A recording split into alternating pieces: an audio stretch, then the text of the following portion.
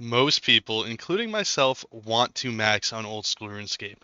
But what happens if you max and then you decide to start going for collection logs only to realize that you should have been working on a lot of different collection logs before you maxed? I decided to make this video to go over every single collection log for each skill that you should do, and this way you don't end up doing post-max aerial fishing and wanting to lose your mind. On top of the fact that if you really think about it, collection logs can actually incentivize you to get levels, which is what I've been doing. A great example of this before we get into it is, let's say, Giant's Foundry. I just greenlogged Giant's Foundry and I got all the way up until level 92 smithing. So before we jump into it, we will be going skill by skill, but there is a few skills that lump together, and that is anything to do with combat.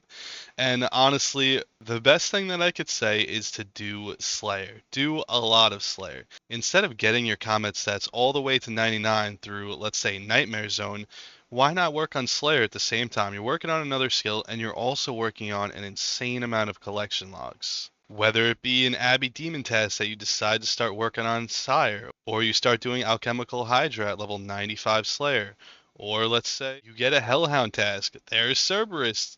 There's just an unlimited amount of collection logs to work on in terms of combat. Not to mention, if you go into the other slot in collection logs, there's a specific slot just for Slayer. Let's say you wanted to get your combat stats up as fastly as possible while also working on the collection log. Well, instead of Nightmare Zone, one of the best things that you can actually do is Scurrius. You can get upwards of 150 to 200,000 combat XP per hour killing this boss, which is absolutely phenomenal. Not to mention the fact that you can work on getting your first pet, let's say. The truth is, though, I could probably talk about combat for like an hour straight, but I feel like it's pretty straightforward. Do some bosses, do some Slayer. Jumping right along down the list is Prayer.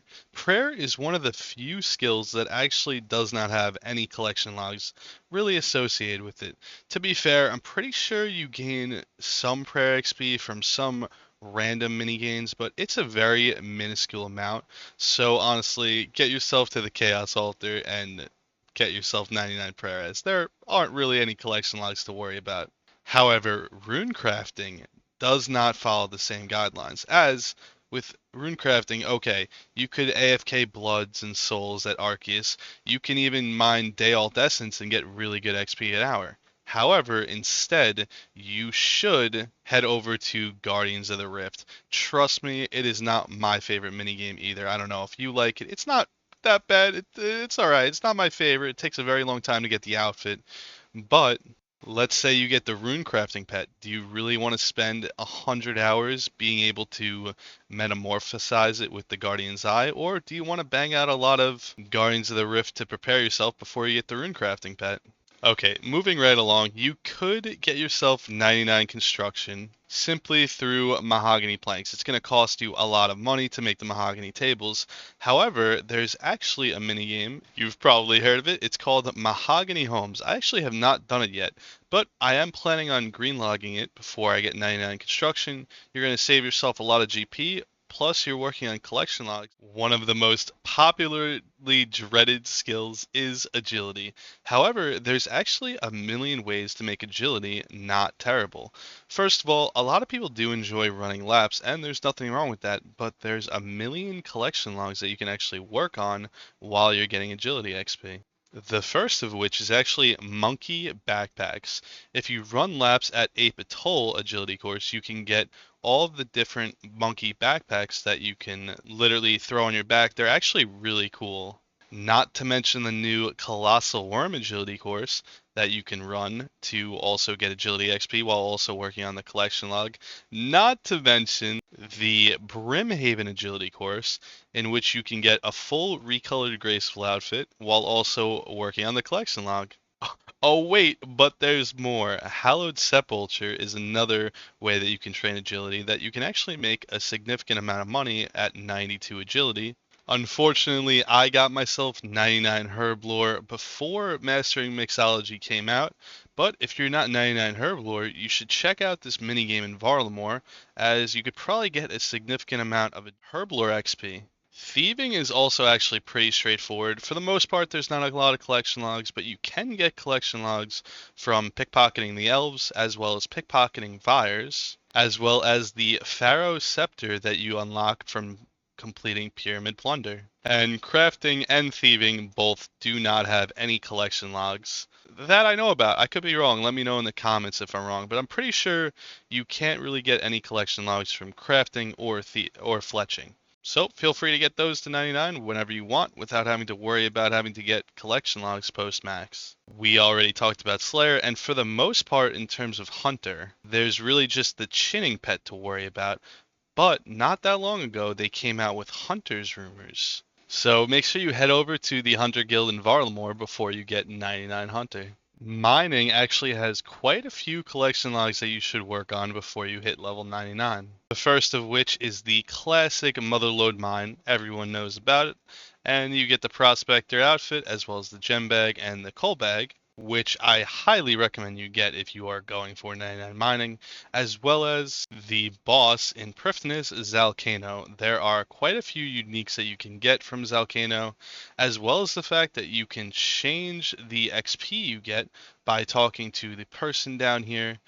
All you have to do is talk to, I'm not going to attempt to pronounce that name, and make sure that you have the XP on. And this way you won't get regular loot, but you will get the unique still, as well as a significant amount of mining XP per hour. Lastly, a volcanic mine is another collection log that you can work on if you are going for mining, as you need the dragon pickaxe, the volcanic mine teleport, the large water container, the ash covered tome in order to green log volcanic mine. And volcanic mine, trust me, is not something you want to end up having to do post max. In terms of smithing, you really want to do Giant's Foundry and make sure you green log it before you get to 99. I have to say, I just did this recently, and not only did I get about 250k smithing XP per hour, which is actually pretty awesome, I knocked out 9 collection log spots. The dreaded fishing. Well, there's a million collection log spots in terms of fishing. First of all, obviously, you got Tempoross, which there is 12 new collection log spots you can work on. And if you're lucky, you'll spoon the dragon harpoon, the big harpoon fish, as well as the beautiful, cute little pet. You get the other fishing pet from regular fishing, on top of the fact that aerial fishing, which, don't get me wrong, I know how awful it is a collection log that you could choose to work on before, let's say, you're 99 fishing and you realize, oh my god, I have to do aerial fishing. Moving right along, I don't believe there's anything to worry about in terms of cooking. You can just chill AFK, you're cooking to 99. I don't think there's any collection logs you have to worry about. I could be wrong. However, in terms of fire making, there is definitely a collection log you should worry about, and that, my friends, is Wintertide. It might take you a significant amount of time to get the pet, but it is a collection log that you might enjoy working towards while you go for 99 fire making. And besides the woodcutting pet, you actually can work on forestry, which is something that I actually chose to do, and I really enjoyed it. It was a lot of fun, and if you are lucky enough to get the pet, this is where you recolor it with the fox whistle, the golden pheasant egg, as well as the petal garland, which doesn't actually metamorphosize the pet, but it is a collection log from the rare events nonetheless. Technically, in terms of farming, what you could do is you could do Tithe Farm, but I can't quite recommend it. I think it's an awful minigame. I can't really understand why Jagex would even create this terrible minigame, but it is an option. Anyway, that is all the skills. I just wanted to make a quick little video about it because I thought some people maybe wanted to use collection logs as a motivation for maxing, or maybe some people didn't realize that maybe they're going to work on collection logs at some point. And if you end up maxing and then you have to do a lot of skilling related collection logs, rather than the very, very fun pet hunts, you might want to work on those mini games beforehand. I hope you found this video to be helpful, and I will catch you next time.